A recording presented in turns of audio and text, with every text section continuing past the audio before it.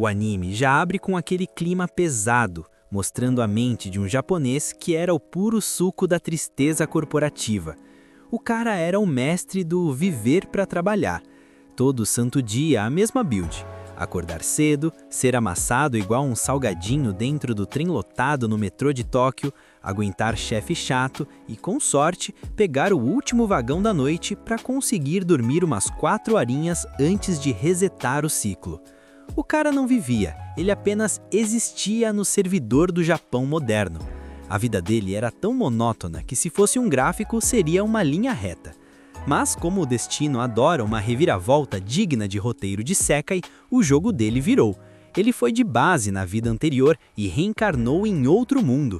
A primeira coisa que ele nota quando abre os olhos é que o campo de visão dele mudou. Ele olha para baixo e vê aquelas mãozinhas de bebê, fofinhas e gordinhas. Ele fica tipo, ué, cadê meus calos de digitar planilha no Excel? Ele percebe que está no corpo de uma criança bem pequena. Curioso que só ele, o moleque, corre para a janela para sacar qual é a do mapa onde ele spawnou. Ele vê um reino gigante, com um visual medieval que ele mal reconhece, mas que exala aquele cheiro de aventura épica. Só que a paz dele dura menos que bateria de celular velho. A empregada pessoal dele entra no quarto, vê ele pendurado na janela e entra num pânico total. Ela corre, pega ele no colo e dá aquele sermão de que é perigoso, que ele pode cair e virar patê lá embaixo.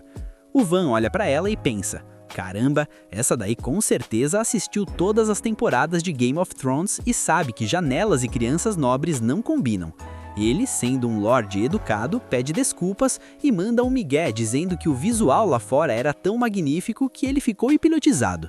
A empregada, que se chama Tio, trava na hora. Ela olha para ele com uma cara de quem viu um fantasma e pergunta: onde foi que você aprendeu palavras tão difíceis, meu pequeno lorde? Você só tem 2 anos. Nessa hora, o Van entra em parafuso. 2 anos? Como assim eu já tô mandando esse vocabulário de doutorado com essa idade? Ele percebe que, embora tenha umas memórias muito loucas de vagas de já estar vivendo ali, a consciência dele de japonês adulto finalmente deu o boot completo.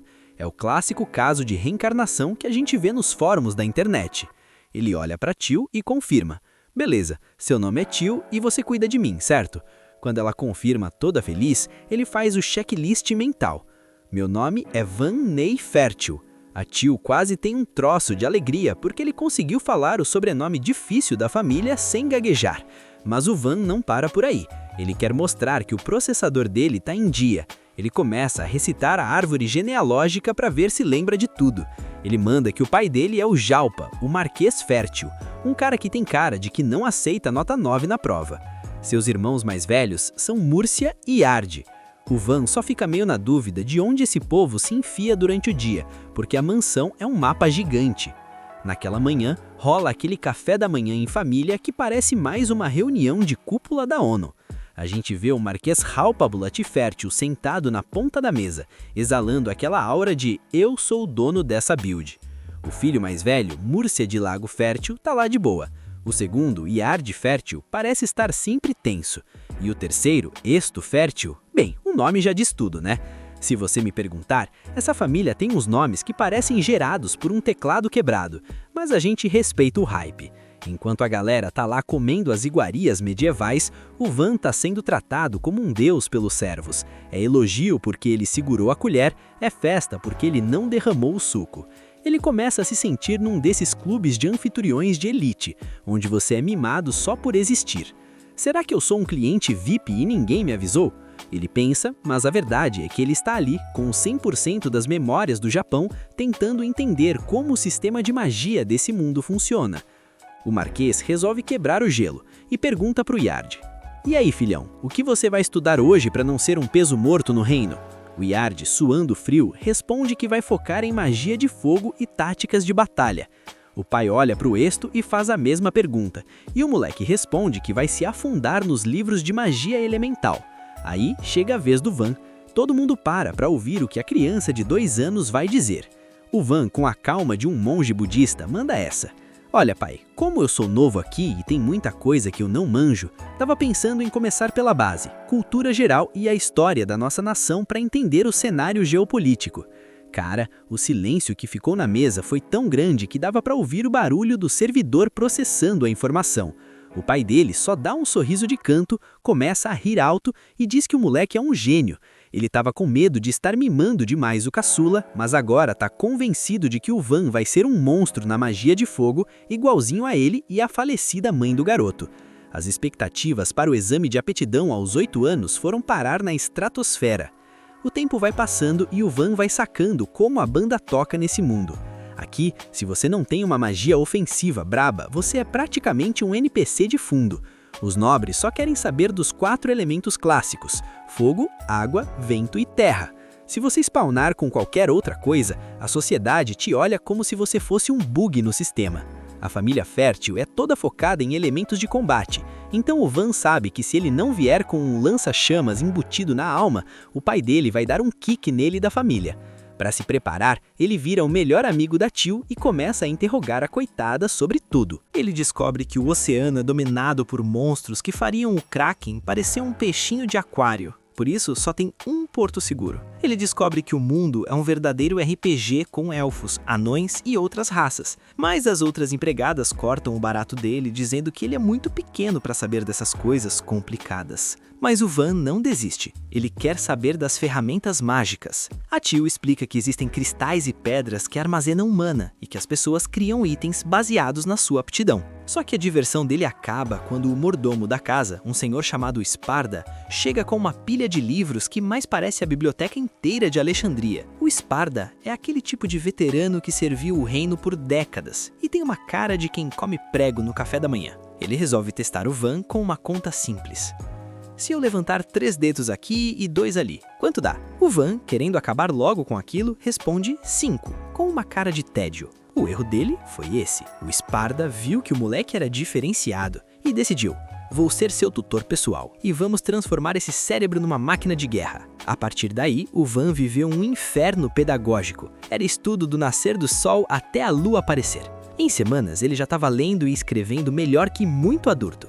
2 anos disso, cara. Imagina o burnout de uma criança de 4 anos. Aos 4 anos, o Van já estava intercalando os livros com esgrima de madeira. Ele tentava acertar a Teal, mas a empregada era liseira pura, desviava de tudo rindo da cara dele. Quando ele finalmente caía no chão, ela comemorava como se tivesse vencido a Copa do Mundo. Só que a governanta geral não curtia essa zoeira e queria punir a Teal por desrespeito à nobreza. As outras empregadas já estavam prontas para ver o circo pegar fogo, mas o Van, com aquele coração de japonês bondoso, só deu um peteleco na testa da Teal e disse: pronto, tá punida, agora vamos comer. Ele não queria saber dessa rigidez toda, ele só queria treinar para não ser um noob quando o perigo chegasse. E o treino deu resultado. Aos 5 anos, o moleque já estava trocando golpe com os soldados da guarda. O segredo? A experiência da vida passada. Ele sabia ler os movimentos, tinha estratégia, a galera da vila já chamava ele de prodígio, mas o Van continuava humilde, conversando com todo mundo, independente do status social. Um dia, enquanto ele estava lá recuperando o fôlego, aparece o Di. O cara é o subcomandante da cavalaria e tem um olho clínico. Ele percebe que as mãos do Van são macias demais para quem treina tanto. Ele saca que o Van está sendo sobrecarregado nos estudos pelo Sparda e decide intervir. Moleque, você tem talento pra espada. Vou convencer o Marquês a te deixar treinar comigo pra você virar o maior espadachim desse reino. O Van fica dividido. Ele gosta da espada, mas sabe que o Sparda não vai largar o osso dos livros fácil. Ele acaba aceitando o treino do Di, achando que ia ser algo suave pra uma criança. Doce ilusão. O Di era um carrasco, mandava o Van fazer 100 cortes de cada tipo com uma espada pesada até o braço do moleque quase cair. O Van terminava o dia moído, mas no fundo ele estava adorando. Pela primeira vez ele sentia que estava vivendo de verdade, superando desafios físicos que ele nunca teria no escritório no Japão. Mas nem tudo são flores. Aos 6 anos, o Van resolve que precisa de um day off, para não coringar de vez. Ele vai ao mercado com a Teal e 2 guardas, Arv e Lau.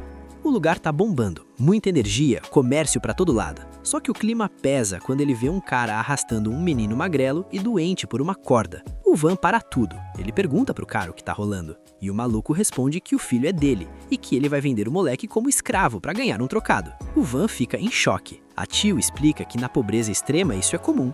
Antes que o Van tenha um treco de raiva, aparece a Rosalie, uma representante da Câmara de Comércio Mari. Ela reconhece o Van e começa a puxar o saco dele. O Van aponta para o menino e pergunta o preço. A Rosalie diz que como o moleque só tem aptidão para magia de ladrão, ele não vale nem 3 moedas de prata. O pai do garoto fica louco, começa a chutar o próprio filho no chão, dizendo que ele é um lixo inútil. O Van não aguenta ver aquela covardia. Ele interrompe o cara e diz: "Eu compro, pago 5 moedas de prata agora." O cara pega o dinheiro e sai correndo sem nem olhar para trás. O Van corta as cordas e diz pro menino, que se chama Kamsin, que ele tá livre. Só que o Kamsin não tem para onde ir. Os guardas avisam que o marquês nunca deixaria um plebeu aleatório entrar na mansão, a menos que ele fosse oficialmente um escravo do Van. O Van pede desculpas pelo termo técnico, mas o Kamsin aceita na hora. Ele prefere ser escravo de um cara firmeza como o Van do que morrer na rua. A Rosalie formaliza o contrato de escravidão, segurando a mão dos dois para selar o pacto. Uma marca aparece no dorso da mão do Cassim e ela explica que esse é o selo do contrato. Enquanto não for anulado, o vínculo continua. Como é a primeira vez que fazem negócio com eles, ela nem cobra a taxa do contrato. O Van agradece e a Rosalie fica em choque porque nunca viu um nobre dar obrigado para ela. Passa um tempo e o Cassim já tá lá na mansão trabalhando pro Van, de uniforme novo e com a skin muito melhor do que no dia que se conheceram. Um dia, o Cassim avisa que o subcomandante Tio, o D, tá procurando por ele, mas o Van faz o mestre do esconde-esconde, oferece uma bolacha pro Cassim e pede para ele dizer que não viu ninguém. O Cassim aceita o suborno feliz da vida, mas avisa que o tio provavelmente já sabe que ele tá ali. O Van ignora isso, mas percebe que o Cassim tá sem as luvas, e o moleque explica que gosta de mostrar a marca porque simboliza o vínculo entre eles. Mas o Van lembra que ele mesmo comprou as luvas pro Buri usar, então o Cassim coloca de volta correndo. Ele sai da sala e tenta enganar o tio, dizendo que o Van não tá, mas o tio não é bobo e diz que viu ele entrar ali antes. O Cassim, com a maior confiança, diz que o tio tá tendo alucinações causadas pelo excesso de amor que sente pelo Van. O tio quase acredita, mas vê as migalhas de bolacha na boca do moleque e saca o suborno na hora. Ele decide que já que o Van tá fugindo, ele vai treinar o Cassim no lugar dele. O tio sai arrastando o menino sem deixar ele reclamar, e o Van, escondido, só pede perdão em silêncio, sabendo que o Cassim vai sofrer no modo hard de treinamento do tio. Quando o Van finalmente faz 8 anos, o reino todo entra no hype para saber qual vai ser a aptidão mágica dele. A expectativa é que ele venha com magia de fogo ou vento, já que é a marca registrada da família fértil. Mas na hora do exame, o Halpa, o pai, entra em desespero total ao descobrir que o Van não tem aptidão para nenhum dos 4 elementos básicos. Para piorar a situação, ele veio com magia de produção, conhecida como a classe mais azarada de todas. Basicamente, ele pode criar espadas e acessórios visualizando o item na mente. Mas como dá para fabricar essas coisas sem magia, o povo acha uma habilidade inútil. O pai pergunta como ele vai proteger o povo com isso, e o Van fica sem resposta. O Halpa diz que a mãe dele, a Mira, era uma maga de fogo braba, e não entende como nasceu um mago de craft. Como ele é o último filho que a Mira deixou antes de morrer, o pai considera isso um insulto profundo. O Halpa saca a espada, diz que foi burro de ter esperança só porque o Van era talentoso para a idade dele e se prepara para deletar o próprio filho ali mesmo. Só que o Múrcia, o irmão, entra na frente para salvar o Van. Ele sugere, com calma, que deem pro Van uma aldeia remota e esquecida, para ele governar. É um lugar com uns 100 habitantes, sem indústria, cercado de monstros poderosos e colado no reino rival. Ou seja, um fim de mundo que só serve para treino militar. O Halpa pensa um pouco e aceita, achando que é um bom jeito de usar o lixo para marcar território. Ele manda o Van vazar assim que estiver pronto, mas antes elogia o Múrcia por achar um uso para esse lixo. Ouch, essa doeu.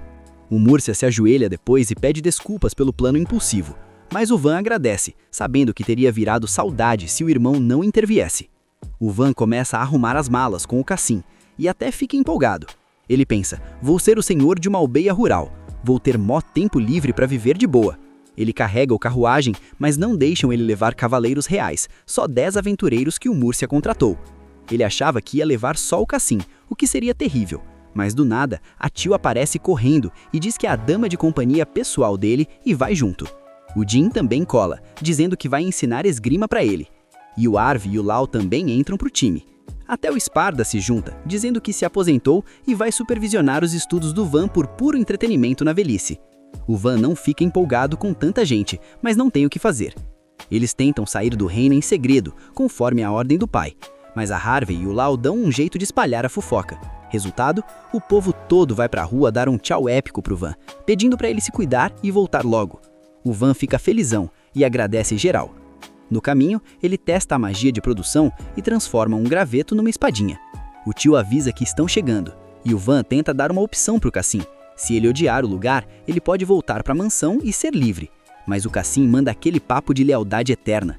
Diz que já decidiu dedicar a vida ao Van e vai ficar com ele pra sempre, não importa o perigo. O Van até pergunta, meio nervoso, se aquilo foi um pedido de casamento de tão intenso que o moleque foi.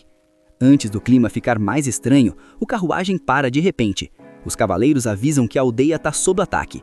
O Van sai do carro para uma reunião de emergência.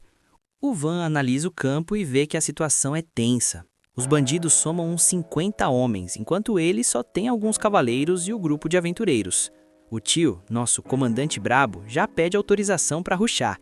Chefe, se a gente atacar junto agora, a gente sola esses caras. Mas o Ortol, o líder dos aventureiros, corta o barato. Ele diz que é arriscado demais, que a diferença numérica é bizarra e que, como aventureiro, ele sabe que isso vai gerar baixas. E ele não quer ver os parças dele indo de base por um contrato que era só de escolta. O tio tenta apelar para o lado emocional, dizendo que esse é o primeiro território do Van e que eles precisam defender os novos cidadãos. O Ortol admite que o discurso é bonito, digno de um cavaleiro de anime, mas manda a real. Isso não tem nada a ver com a gente, somos mercenários.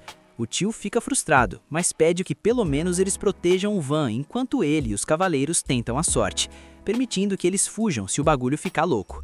O Sparda, o mordomo mago, veta o plano uma hora. Ele diz que se o tio morrer, a aldeia não tem futuro, e aí ele revela sua hidden skill.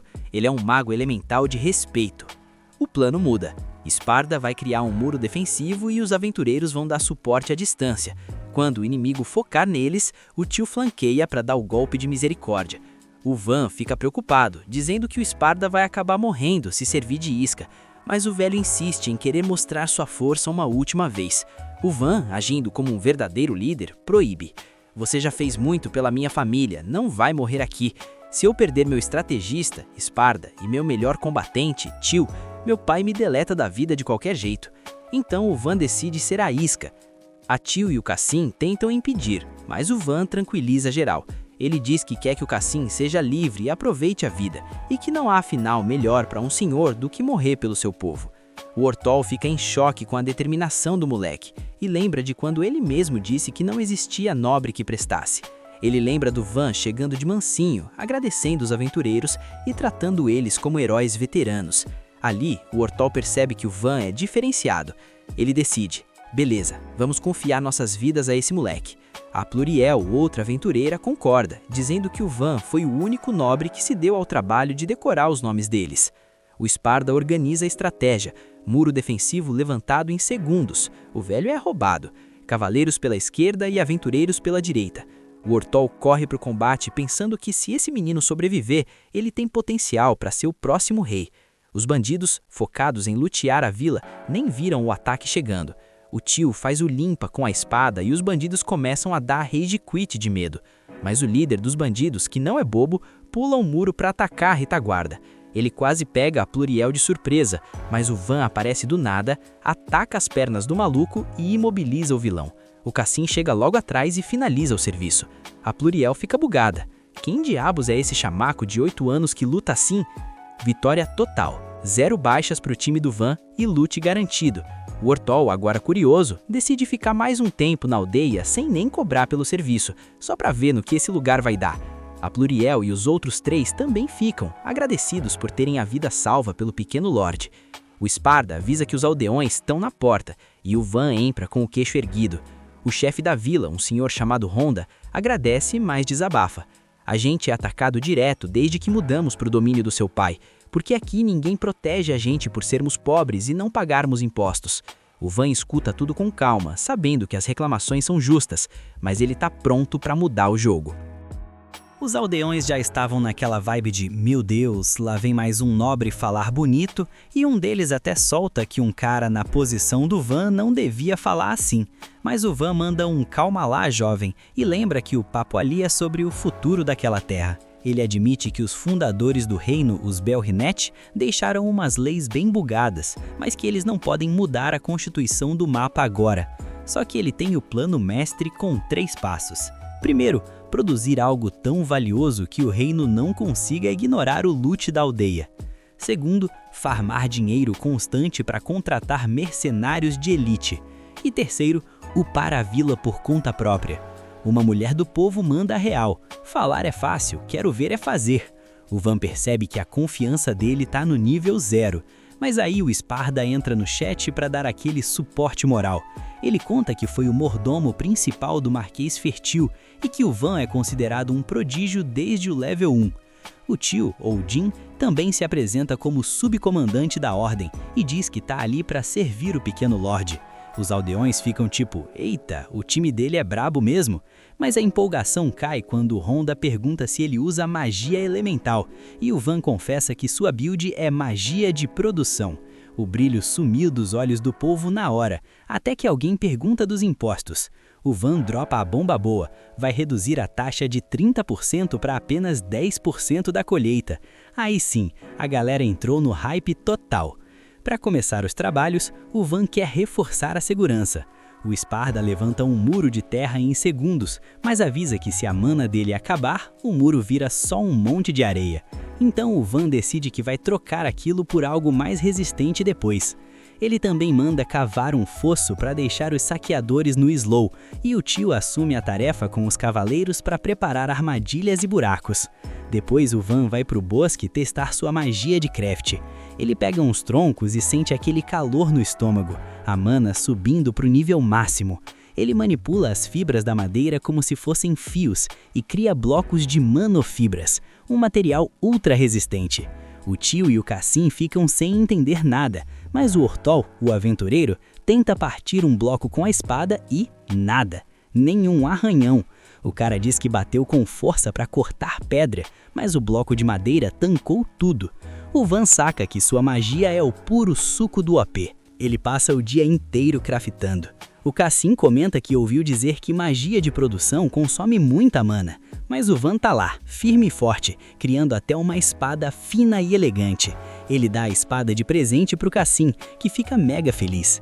A tio fica toda na expectativa de ganhar um presente também, mas o Van dropa pra ela um machado aterrorizante. Coitada, o desânimo foi instantâneo.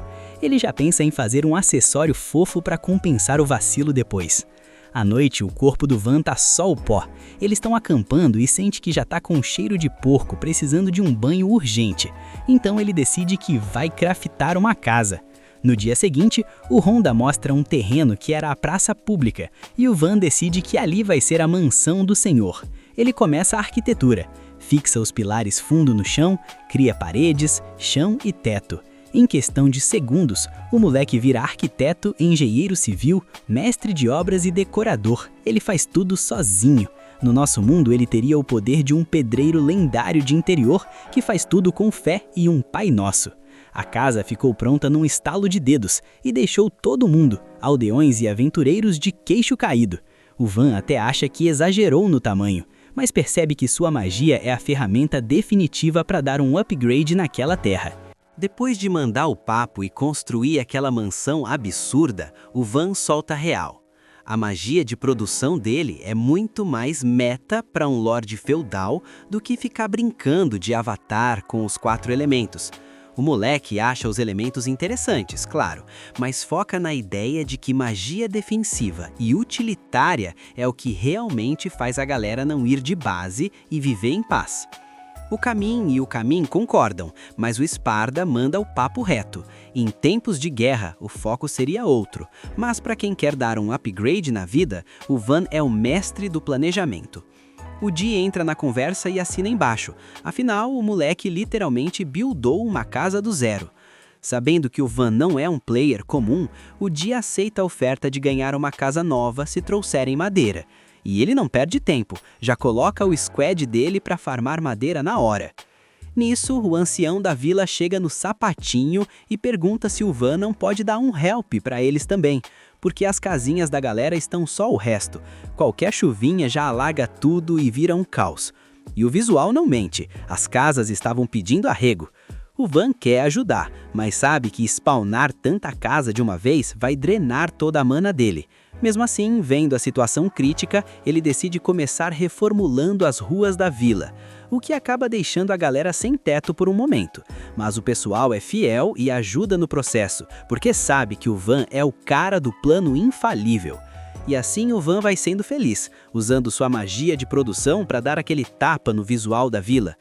A Tsaili fica toda orgulhosa, mostrando como o lugar deixou de ser um cenário de filme de terror para virar um bairro de elite. A reserva de mana do Van deixa todo mundo em choque, sem falar no senso estético de arquiteto premium que ele tem. Ele explica que usou um design de quadrícula, agrupando 4 casas por bloco e deixando as ruas principais parecendo uma rede organizada. Além disso, ele fez tudo igualzinho para ninguém ficar de recalque ou criar desigualdade social no servidor. Por enquanto é tudo provisório, mas ele promete que quando dropar umas pedras de qualidade, vai customizar a casa de cada família. E não para por aí, ele construiu uns banheiros públicos do lado da mansão, o que deixou a ala feminina mega feliz. O Van, por outro lado, só queria um lugar para tirar a craca, já que na vida passada ele era o maior fã de um banho relaxante. Ele até colocou a Pluriel para encher tudo com magia de água e o Camin para esquentar o bagulho na lenha. Resumindo, spa tradicional ativado. Tudo estava naquele clima chill, até que a Tsaili e a Pluriel convidam o moleque para tomar banho com elas. O Van, que não é bobo nem nada, mete a carta do "já sou um homenzinho" e recusa. Enquanto as duas estão lá no relax, a Pluriel comenta como o Van é diferenciado por dar esse luxo todo para os aldeões, sendo um nobre tão fora da curva. A Tsaili, que é fã número 1, aproveita o gancho e começa a buildar o hype do Van, contando que desde os 2 anos ele já era o rei da esgrima e dos estudos. Ela passou um tempão alugando o ouvido da Pluriel com a lore completa do Van. Coitada da elfa, recebeu um audiolivro não solicitado. À noite, o Van está lá na sua ducha sagrada, quando o Camin aparece, olha para o shape dele e pergunta se ele andou treinando pesado. O Van nem acredita, porque perto do Di ele parece um palito. Ele explica que o Di é o ponto fora da curva e qualquer um parece magro do lado daquele tanque. O Camin jura que vai treinar até ficar monstro igual o Di, mas o Van implora para ele não fazer isso. De repente, o Di e o bonde dele aparecem. O Van tenta o teleporte dali, mas o Di segura ele e obriga o protagonista a curtir o momento com os manos. Depois dessa resenha forçada, o Van finalmente volta para o quarto e desmaia na cama de tanto sono. No dia seguinte, é hora da supervisão. O Camin avisa que os cavaleiros terminaram o fosso. O Van curte a notícia e sugere encher de água, assim vira uma reserva para beber e banhar. Eles pedem um help para o Sparda, que usa a magia para desviar o curso de um rio próximo, enquanto o Camin e a galera cavavam no modo manual mesmo. O Van finaliza o trabalho reforçando o chão e as paredes com magia. O moleque fica todo emocionado, vendo o trabalho em equipe, pensando que é assim que o povo progride. Ele achou que ia levar uma semana para terminar tudo. Mas aí chega a tarde e os chambeadores avisam que o rio já está chegando na vila. O Van toma um susto com a velocidade dos caras, mas decide parar por ali. O Di ainda tenta convencer a continuar, dizendo que em poucas horas resolviam tudo. Mas o Van olha para o Camin e os outros que estão só o pó e pede piedade. O Di aceita parar, mas fica murmurando que achou que finalmente tinha encontrado um treino novo. Sim, para aquele monstro, o trabalho pesado era só o aquecimento. O Van fica incrédulo com a estamina infinita do Di e do Sparda, que também parecia decepcionado por não continuar a obra. 2 lendários viciados em trabalho. No dia seguinte, eles finalmente chegam ao ponto principal do rio. O Van reúne o squad de cavaleiros para agradecer pelo esforço, sabendo que os caras sofreram no processo. Ele dá a ordem e o Sparda quebra o muro, deixando a água fluir. É aplauso para todo lado. A água chega na vila e os aldeões ficam em choque, vendo o milagre acontecer. Quando o Van chega lá, percebe que o nível da água está alto e pode transbordar se chover. Então ele tem a ideia genial de criar um lago atrás da vila como reservatório. O Sparda acha a ideia Big Brain, já que isso previne qualquer seca no futuro. Com o lago pronto, o Camin comenta que agora a vila tem água garantida e ninguém mais precisa se preocupar. O ancião quase chora de gratidão, porque agora não precisa mais andar quilômetros para buscar um balde de água. O Van, todo humilde, diz que o prazer é dele e que agora todos podem viver de boa. Enquanto isso, a cena muda para uma loira e uma garotinha chamada Haruchi dentro de uma carruagem. A pequena Haruchi acorda e a loira faz um cafuné. A menina chama de Panarema, mas leva um corretivo de leve, porque a moça é uma dama solteira e exige respeito.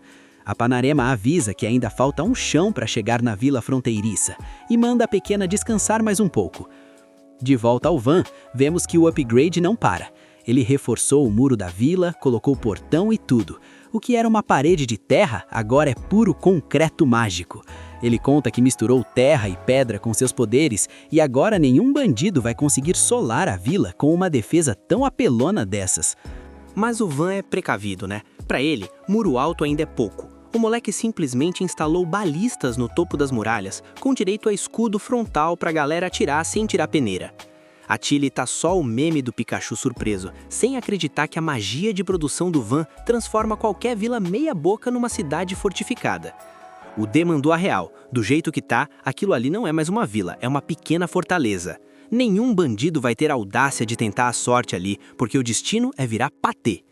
Aí o D soltou aquele questionamento reflexivo. Imagina se o pai do Van, o tal Lord Halpa, soubesse do potencial do filho antes de expulsar o moleque. Com o Van de Monselheiro, aquele marquesado ia ficar buildado no máximo. O Sparda tentou passar um pano, dizendo que o pai dele só queria saber de poder ofensivo, mas o D não se aguentou. A magia do Van não serve só para defesa, é um poder que sola qualquer um se for bem usado. O Sparda manteve a postura, dizendo que o Van é mais do tipo suporte defensivo do que rushador de mapa. O próprio Van cortou o papo, dizendo que não adianta chorar pelo leite derramado ou pelo talento jogado fora. Ele vai só fazer o que precisa ser feito. O D deu risada, mas o Sparda deu aquela cutucada. Será que você está planejando uma rebelião contra sua família? Antes de qualquer resposta épica, a barriga do Van ronca e acaba com o clima tenso. Prioridades, né? Depois que a Tilly preparou aquele banquete, o Sparda trouxe os problemas da vida adulta, a economia da vila. O comércio ali é triste, só passa um mercador por mês. O Van disse que por enquanto ele resolve a falta de materiais e a comida está garantida, mas o Sparda jogou um balde de água fria. Não tem ingredientes para os doces que o Van gosta. Aí o desespero bateu. O Van já começou o brainstorm para abrir um empreendimento na vila. O Caminho sugeriu vender minérios e a Tilly sugeriu caçar bichos, mas nada colou porque ou dependia só do Van ou só dos cavaleiros.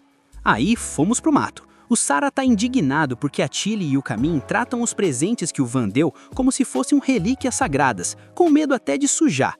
O Van deu um esporro de leve, mas eles mandaram a desculpa clássica. É tesouro de família, mestre.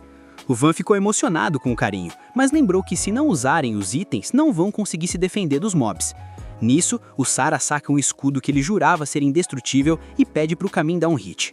O Caminho, com toda a pena do mundo, dá um totó no escudo e BAM! O escudo do Sara literalmente se despedaçou.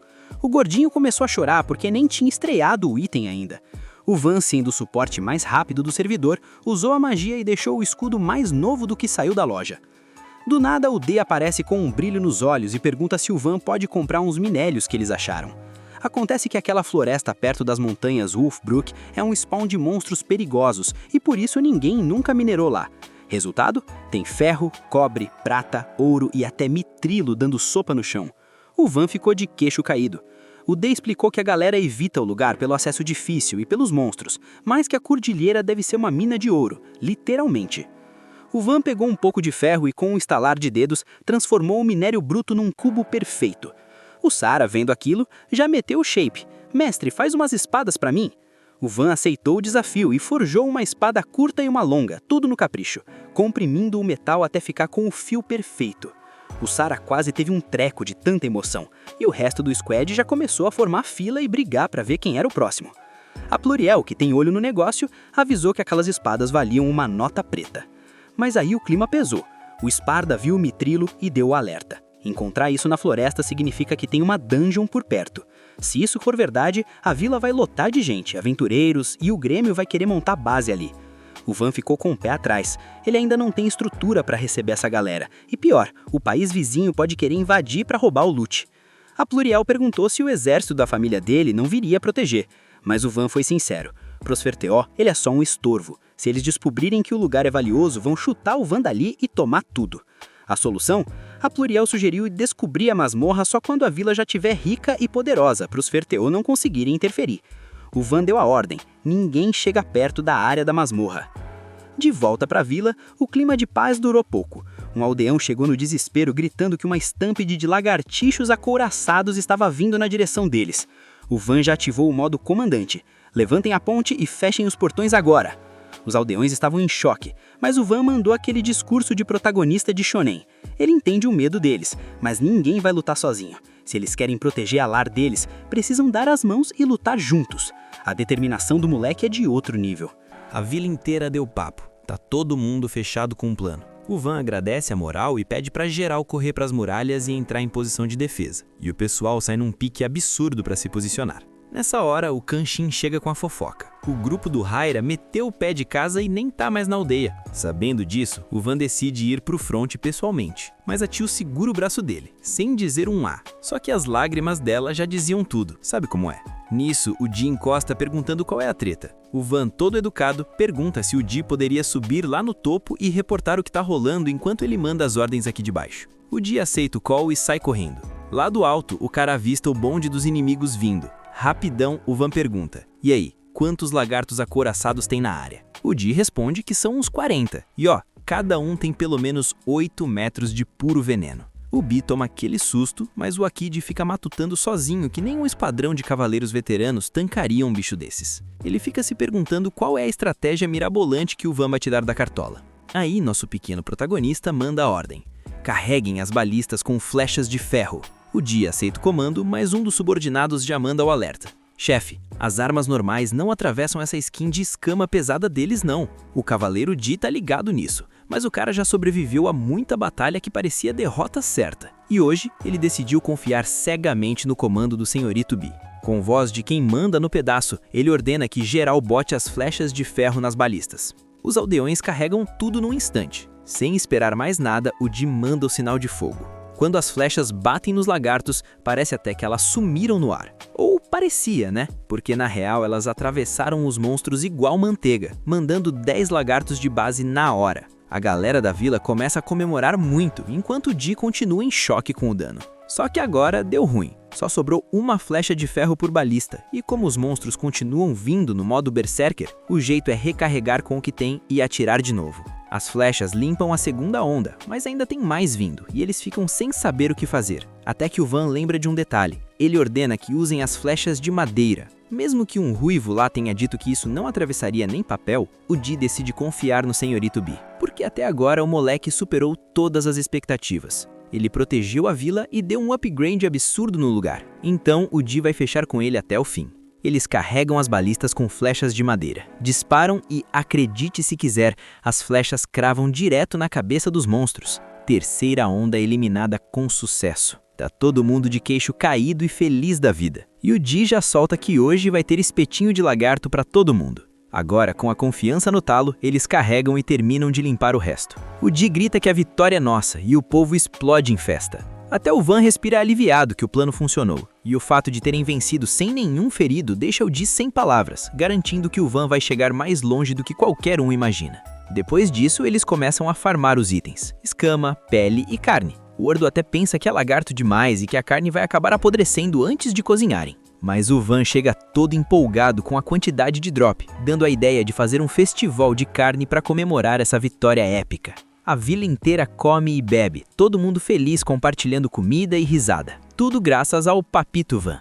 Um aldeão comenta com o velho que nunca tinha visto um nobre que desse risada com gente comum assim. O Esparda comenta que a conduta do Van é meio questionável pro padrão de nobre, mas que o moleque tem um encanto que não dá pra explicar. Enquanto o Van enchia o bucho, o Haira revela que sacou o plano. As flechas eram do mesmo material das armas que o Van fez pra eles. Nisso, o Di tava passando, ouviu a conversa e ficou num ciúme total, porque o Van fez arma pros aventureiros e pra ele não. O time do Haira ainda começa a flexar a leveza e o corte das armas, dizendo que são bonitonas. Aí o time do Di não aguenta e implora pro Van fazer armas pra eles também, dispostos a pagar o que for. O Van, claro, não quer cobrar dos parças, mas pede pra eles descolarem os materiais. Depois, com a poeira mais baixa, ele menciona que poderiam vender a carne por uma grana preta, mas como muita coisa ia estragar no caminho, contando o transporte e tudo, sobrariam umas 8 moedas para cada um. mas ele faz as contas rápido. Como venceram 40 lagartos, isso daria umas 300 moedas de ouro, o que no Japão, o mundo anterior dele, seria mais de 300 milhões de ienes. Muita grana. Ele já estava comemorando o lucro, mas o Esparta joga um balde de água fria e lembra que a lei diz que se uma vila ganha mais de 100 moedas, metade vai para o marquês em imposto. O Van pergunta se não rola um segredinho, mas o Esparta avisa que é impossível esconder tanto ouro assim. Isso deixa o nosso protagonista meio bad, ainda mais pelo risco de ser mandado para mais longe se o pai dele descobrir o que está rolando na vila. Aí o Esparta diz que, embora seja difícil esconder, não é impossível. Ele sugere dar o crédito para o irmão mais velho do Van, o Murcia. O Van entende a jogada. O Murcia ganha os méritos que precisa e ninguém sai prejudicado.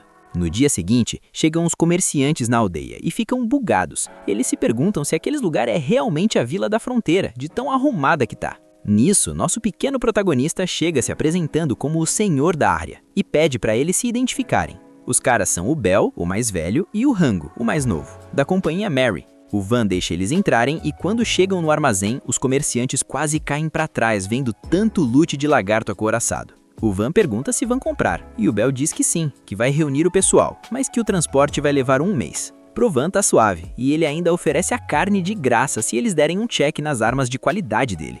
Quando os caras olham as espadas, ficam em choque com o trabalho bem feito. Eles dizem que pagam quanto o Van quiser, e o moleque já aproveita para pedir que eles façam a propaganda das armas. Os irmãos ficam meio em dúvida na hora, mas o papito Van saca logo que o plano deles é monopolizar a venda. Ele já manda o papo reto. Se os dois únicos mercadores da rota venderem as mesmas armas ao mesmo tempo, todo mundo vai sacar que vem daqui. Basicamente chamou eles de tontos com elegância. Ele sugere que o melhor é anunciar logo a origem e criar um sistema onde todo mundo ganha mais quanto mais vende. O Bel pergunta como faz isso, e o Van decide abrir uma loja na própria aldeia. Os irmãos ficam mega felizes com a oportunidade. Sem perder tempo, o Van sugere começar a construção agora mesmo. E em poucos minutos já tem um prédio pronto. Os comerciantes ficam atônitos vendo aquela mágica acontecer na frente deles, ainda mais que o Bel acabou de descrever como seria a loja ideal. Enquanto isso, perto dali tem uma menina de cabelo silvado e uma loira na entrada da vila.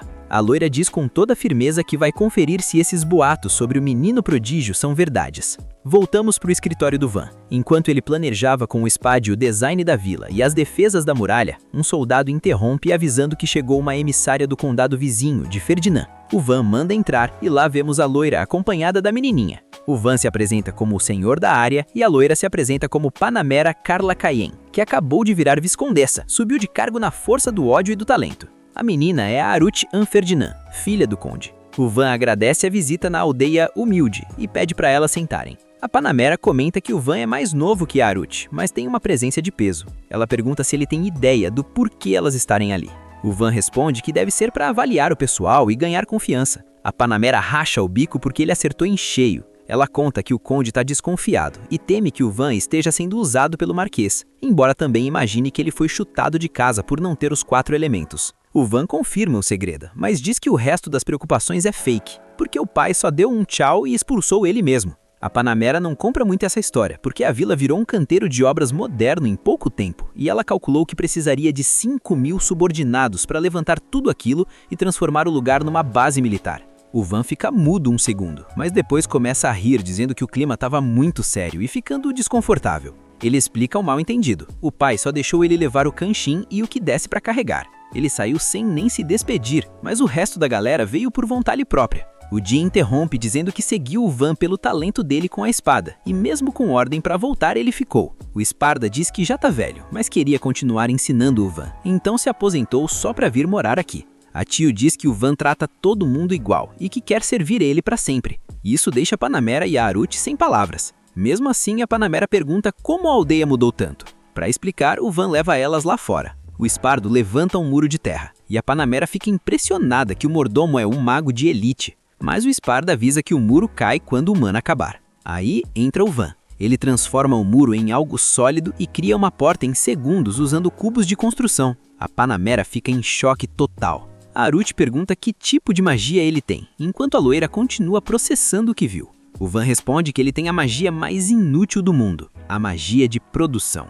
Ao ouvir isso, a pequena Aruti lembra do passado dela. O Van continua contando como foi expulso assim que descobriram o poder dele, e que o pai dele nem imagina o potencial real daquilo. A Panamera acha isso um absurdo, porque com aquele poder, o Marquês dominaria tudo. Mudando de assunto, ela revela que foi enviada para sondar um possível noivado entre os dois. O Van saca que é para evitar guerra, mas esclarece que só quer prosperar e não quer confusão com ninguém, então não precisa de noivado forçado. A Panamera admite que era contra o compromisso, achando que Aruti ia ser infeliz com o exilado. Mas depois de ver como ele trata o povo e o tamanho do poder dele, ela mudou de ideia. Diz até que ela mesma se candidatava se tivesse a idade dele. Olha a loira querendo pular o muro.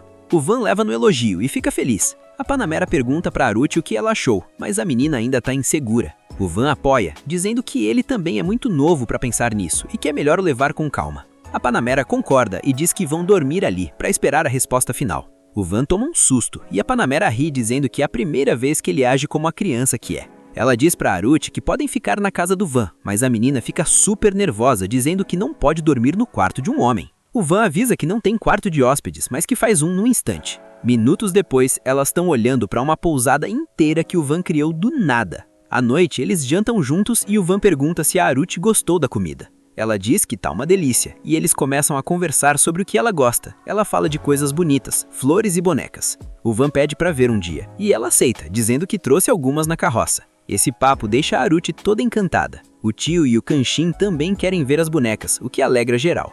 Depois da janta, a Panamera vai dormir e deixa os pequenos sozinhos. O Van pergunta se tá tudo bem, e a Aruti, tomando coragem, agradece por tudo. Ela estava morrendo de medo de ser obrigada a casar, mas ficou tranquila vendo que ele é gentil.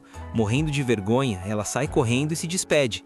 De volta para os parças, o Sparda comenta que, se mandaram a Haruti para noivar, talvez ela também não tenha aptidão mágica. O Van entende bem o drama, sabendo como é ser chutado de casa. Ele deixa claro que quer respeitar a vontade dela. Se ela não puder voltar para casa, pode morar na vila sem precisar casar, e se quiser voltar, eles dão um help. Na pousada, a Panamera recebe a Haruti e pergunta se ela se declarou, e a menina nega toda vermelha. A Panamera decide ficar mais uns dias e a Haruti adora a ideia. Antes de dormir, a pequena planeja puxar assunto com o Van amanhã, super ansiosa. O cara mal acordou, tirando aquela remela braba do olho, e a galera já tá no pé dele pra ele ir voando pro lago de Van. Sim, aquele que ele acabou de criar. Pelo visto, o Sparda e o Digi estão lá mofando à espera dele. O nosso protagonista, que de bobo não tem nada, mas de lerdo tem bastante, ainda não entendeu o porquê de tanto desespero, e ainda mandou aquela pergunta: por que diabos colocaram meu nome no lago?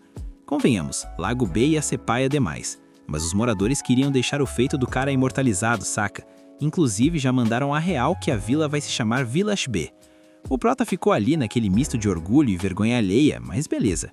Quando chegam lá, o lago tá mais lotado que pré-venda de console novo. O dia aponta pro meio da água e, olha a doideira, tem uma cabecinha boiando. Calma, que aqui não é filme de terror nem jornal policial, então ninguém foi de base de verdade.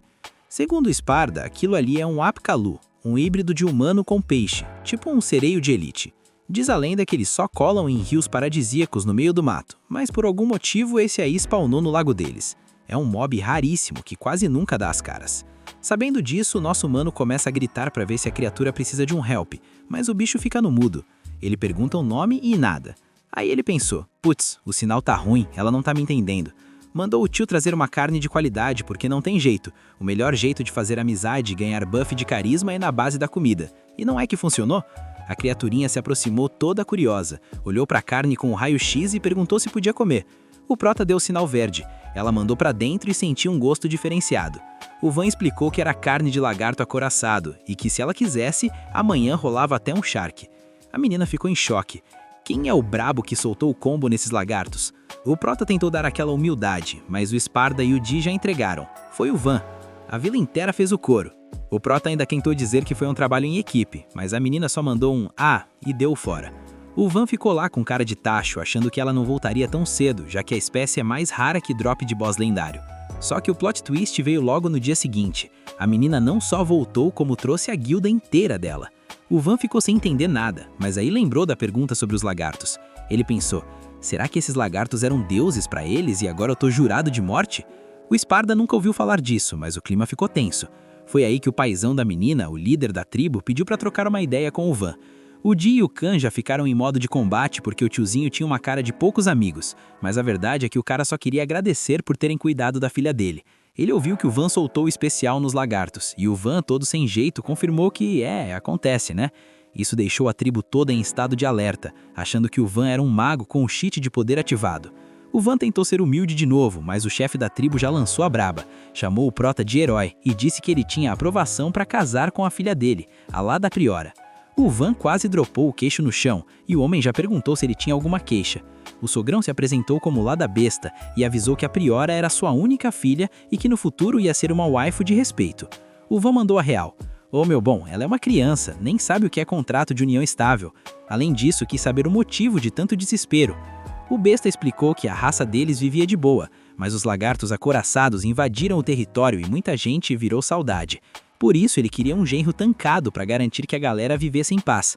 O Van sacou que o plano era uma aliança política na base do casamento, mas deu o contra. Disse que não precisava casar para proteger ninguém e que era melhor deixar a menina escolher quando crescesse. O velho ficou meio ofendido pelo não, mas o Van garantiu que ia proteger eles de qualquer jeito. O besta aceitou o acordo e decidiu morar no lago. O Prota, que é o mestre da build de construção, já spawnou umas cabanas luxuosas para eles morarem. O povo achou que era magia negra, mas o Van explicou que era só um lounge para eles relaxarem. A tribo começou a curtir a vida boa, mas o Esparda lembrou que era hora de dar aquela manutenção no esgoto. O besta estranhou e o Van explicou que tinha instalado um sistema de tubulação para manter a higiene da vila, senão o cheiro ia ficar insalubre. Como os apicalos são os reis da água, o besta ofereceu a mão de obra deles, já que são especialistas em mergulho. O Van adorou o buff de eficiência. O Kanshin mostrou o serviço e o besta decidiu que a tribo cuidaria disso todo dia como forma de pagamento pelo aluguel. No meio disso, chegam Panamera e Aruti, e ficam em choque com os homens-peixe. O besta continuou chamando o Van de querido genro, e Aruti quase teve um piripaque, enquanto a Panamera olhou pro Prota com aquela cara de que nojo de você, seu Lulu. O Van tentou explicar, mas a Priora apareceu confirmando que ele era o maridão dela. A confusão foi plantada. No dia seguinte, o Van tentou limpar sua barra com Aruti e a Panamera ajudou explicando que foi tudo um mal-entendido. Eles ficaram lá curtindo a brisa do lago e a Aruti ficou impressionada com o quanto o Van é incrível por ter criado tudo aquilo do zero. Mas a paz durou pouco, porque a Priora apareceu de novo chamando ele de Exposito. Ela estava toda feliz até ver a Aruti e já mandou "Quem é essa aí?". O clima pesou e, para piorar, um monte de criança apareceu para brincar com o tio da carne. No meio da bagunça, balançaram tanto o barco que a Aruti caiu direto nos braços do Van. Silêncio total. A molecada achou braça, mas a Priora ficou full pistola.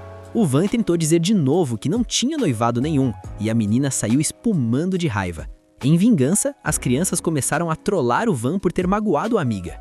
Saindo da água, o besta colou no Van com aquela aura de boss final. Ele disse que o Van já tinha a filha dele e ainda estava no flerte com outra. A Aruti se borrou toda achando que era com ela. O Van tentou se explicar, mas o besta meteu a condição: um duelo contra o clã. Se o Van ganhasse, o casamento seria oficializado. Sim, a lógica do sogro é diferenciada.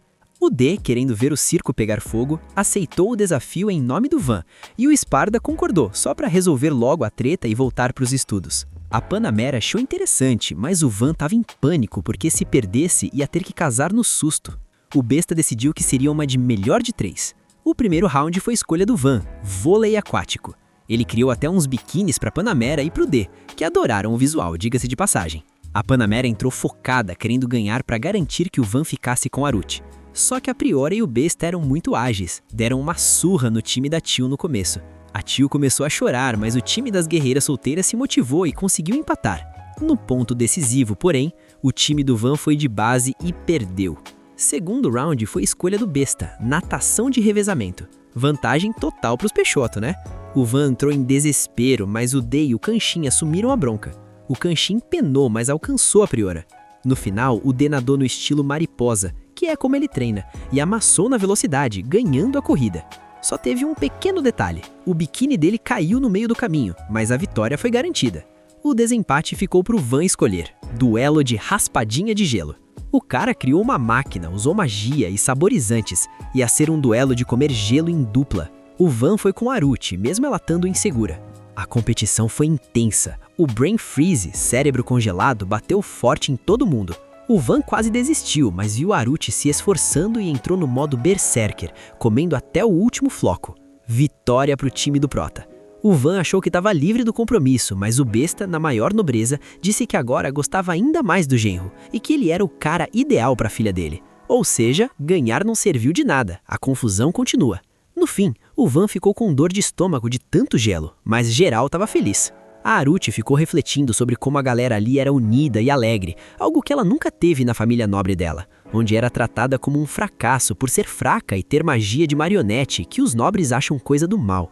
Ela lembrou de como foi prometida em casamento aos 10 anos, mas que encontrar o Van mudou a perspectiva dela, já que ele também tem uma magia considerada inferior, mas faz coisas lendárias com ela. Ela decidiu que vai se esforçar para ver o mesmo horizonte que ele. O tempo passou e o Van voltou para o foco de dar um upgrade na muralha da vila. Ele motivou os trabalhadores com a promessa de um churrasco épico no dia seguinte. A Panamera achou engraçado o jeito informal dele, e a Aruti apareceu toda animada para tentar se enturmar mais. O Van notou que ela estava com a energia lá em cima. Ela pediu para ver o trabalho e ele deixou, claro. Mas o clima de paz pode estar com os dias contados, porque os aventureiros da área parece que não vão dar descanso. As novas muralhas de Van estão num nível simplesmente absurdo, papo de deixar qualquer general de queixo caído. E o nosso protagonista, como sempre, mantém aquela humildade de quem parece que só fez um castelinho de areia. Ele diz que só terminaram tudo em tempo recorde de 2 semanas porque a galera toda deu sangue.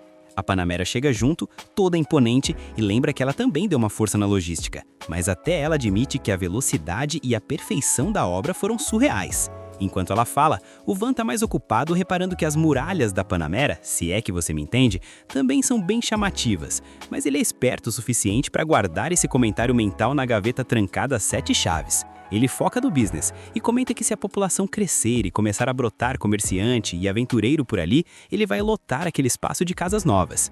A Panamera solta um suspiro e confessa que ter um domínio próprio sempre foi o sonho da vida dela e ela não desistiu nem um pouco. Quem sabe na próxima guerra ela não ganha uns pontos com o rei e consegue umas terras para chamar de suas. Mas mudando de assunto, ela aponta para o topo dos muros e pergunta o que são aqueles espetos estranhos. O Van abre um sorriso de orgulho e explica que são balistas. Basicamente, ele pegou o projeto simples que já tinha feito antes e deu um upgrade de respeito. Agora o sistema é duplo e dispara 2 vezes seguidas. Enquanto as mulheres tentam processar a engenharia, o Van pede pro Kansim fazer uma demonstração prática. O moleque sobe lá, faz um disparo todo despretensioso e o estrago na paisagem é total. Pro Van, tá dentro do esperado, mas pra quem vê de fora, parece que ele inventou artilharia pesada do nada. A Panamera quase cai para trás quando percebe que o Van não colocou só 1 ou 2, mas tem mais de 100 dessas espalhadas por toda a extensão da muralha. Vendo que o negócio é eficiente de verdade e que ele transformou a vila numa fortaleza impenetrável, ela já manda real, quer comprar várias e diz que paga o preço que ele quiser cobrar. O Van, com aquela educação de lorde, diz que sente muito, mas elas não estão à venda. Ela insiste, não aceita um não como resposta e propõe uma troca. Ele entrega uma balista e ela fica devendo um favorzão para ele no futuro. O prota aceita, já com um sorrisinho de quem sabe que vai cobrar essa fatura com juros e correção monetária depois. Como o trambolho é pesado demais, ela vai ter que organizar todo um esquema de transporte. E sobre as flechas, como parecem ser de ferro comum, ela mesma decide fabricar no seu próprio duninho. Só que o Kansim aparece do nada e sugere que ela leve pelo menos uma original feita pelo mestre Van para servir de molde. Ela não entende o porquê de tanto mistério, até que ele saca a katana para mostrar um negócio. Sendo uma guerreira que já viu de tudo no campo de batalha, a Panamera olha para aquela espada e acha o design todo esquisito, quase amador, com aquela curvatura estranha. O Kansim então pede uma espada dela para testar a resistência. Ela empresta uma reserva, avisando com toda a confiança do mundo que a lâmina é de alta qualidade e já passou por 1000 combates sem nem lascar. O Kansim não pensa 2 vezes e dá um golpe seco. Ela acha que ele nem encostou direito, mas quando olha para o chão, a espada dela foi partida ao meio, como se fosse feita de papelão. Ela entra em choque total e pergunta do que diabos aquela arma é feita, e o Van solta a pérola. É só ferro comum, é? Aí o parafuso dela solta de vez. Se a espada é assim, as flechas da balista também são feitas desse metal tunado. O Van confirma com a maior naturalidade do mundo e ainda manda que elas são capazes de atravessar 2 ou 3 lagartos acoruçados de uma vez só. A alma dela quase sai do corpo e ela literalmente implora por um par de flechas, por favor. De quebra, ela ainda agradece ao Kansim porque se não fosse por ele, ela teria subestimado o equipamento e levado um prejuízo feio na primeira batalha. O clima na vila estava até que bem relax, mas do nada a paz acaba. Os aventureiros aparecem no horizonte correndo como se não houvesse amanhã. O aviso é curto, grosso e desesperado. Evacuem agora, tem um dragão gigante vindo aí. Os caras se oferecem para servir de isca, tentando atrair a atenção do monstro para dar tempo da vila fugir, o que é basicamente uma sentença de morte. O Van sabe que precisa interceptar o bicho ali mesmo, mas morre de medo de algum aldeão se machucar no meio do fogo cruzado. É aí que a Panamera entra em cena para dar aquele suporte tático e moral. O plano é simples e direto. As balistas vão cantar alto. Ela assume o comando dos homens dela e avisa que o bicho é um dragão do bosque de nível médio. Ele não cospe fogo, o que é um alívio, mas é uma máquina de matar voadora. O Van, sempre muito atencioso, pede 1000 desculpas para Aruti pelo susto e pelo perigo, mas garante com um olhar firme que mesmo contra um dragão, eles não vão perder de jeito nenhum. Ele manda Tio e Aruti se esconderem no lugar mais seguro da vila e convoca todo mundo para o combate. Enquanto isso, os aventureiros estão chegando na muralha na força do ódio e do puro pavor, rezando para que não fechem os portões na cara deles. O Van percebe que o maior problema é se o dragão resolver ignorar os muros e voar direto por cima da vila. Então a ordem é prioridade máxima: foquem nas asas. No meio daquela confusão geral, um dos aventureiros acaba tropeçando e ficando para trás. A Sarah tenta ajudar jogando uma adaga para distrair o monstro, mas o tiro sai pela culatra e ela acaba virando o prato principal na mira do dragão. O líder do grupo, numa sinceridade que chega a ser cômica de tão cruel, diz para os outros correrem e deixar a Sarah para trás, porque sabe que ele é o único rápido o suficiente para sobreviver àquela perseguição de vida ou morte. O dragão começa a desviar das flechas das balistas com uma facilidade irritante, mostrando que não é só força bruta, tem inteligência ali. O Van começa a suar frio, mas a Panamera não tá ali para passear. Ela prepara uma magia elemental de alto nível, concentrando toda a energia, e mostra por que é respeitada em todo o reino. Com uma javalina de fogo carregadíssima, ela enterra o dragão no chão com um impacto que faz a terra tremer. O problema é que o bicho é um tanque de guerra biológico e levanta sacudindo a poeira como se tivesse levado apenas um tapa.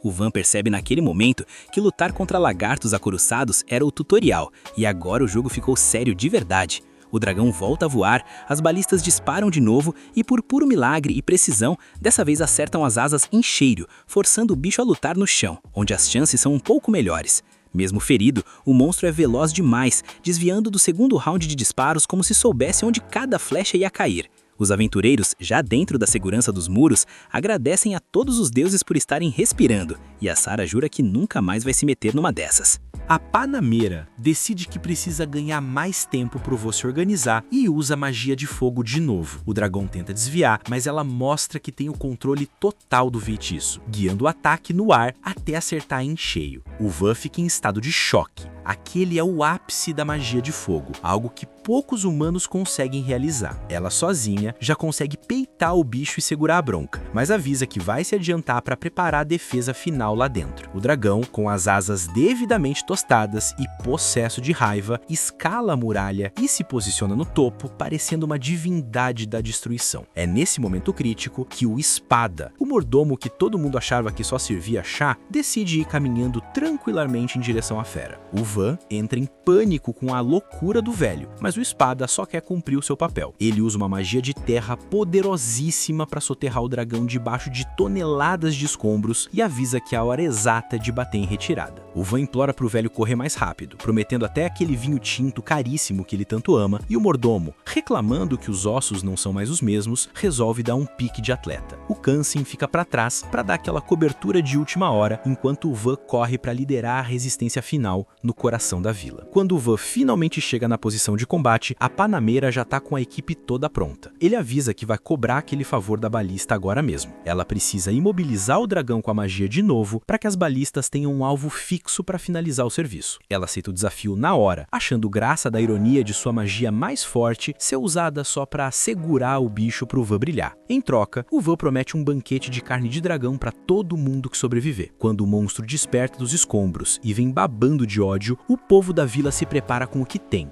O D chega com tudo, peitando o dragão no mano a mano com sua nova arma de ferro especial, enquanto os companheiros fazem o que podem para distrair a fera. O Espada dá mais uma atrasada básica no bicho, e quando eles conseguem abrir um espaço, a Panamera solta uma explosão de chamas direto na fuça da fera. Com o dragão atordoado pelo calor e pela luz, as balistas finalmente disparam tudo que tem estocado. Todas as flechas impactam de uma vez. O monstro cai, agonizando, mas ainda tenta um último rugido de desafio. O D, sem a menor paciência paciência para dramas, resolve a parada, decapitando o bicho com um golpe limpo. Vitória total e absoluta. A vila inteira entra num estado de euforia que não dá para descrever. A Arut e a Tio saem do esconderijo e correm pro abraço. Aliviadas, a Panameira, limpando o suor da testa, elogia a liderança firme do Van durante o caos. Ele, mantendo a pose de modesto, diz que foi por muito pouco, mas ela o corrige na hora. A maioria das cidades fortificadas teria sido varrida do mapa em questão de minutos por um monstro daqueles. O que eles fizeram ali foi uma sanha histórica, digna de menção nos livros. O Van diz que o mérito é todo dos seus amigos e subordinados, mas a Panameira foca no absurdo técnico que são aquelas balistas. Atravessar a escama de dragão como se fosse papel é algo que desafia a lógica. O Van, já com a cabeça no futuro, começa a matutar como melhorar o projeto para disparar 10 flechas de uma vez, mas por enquanto,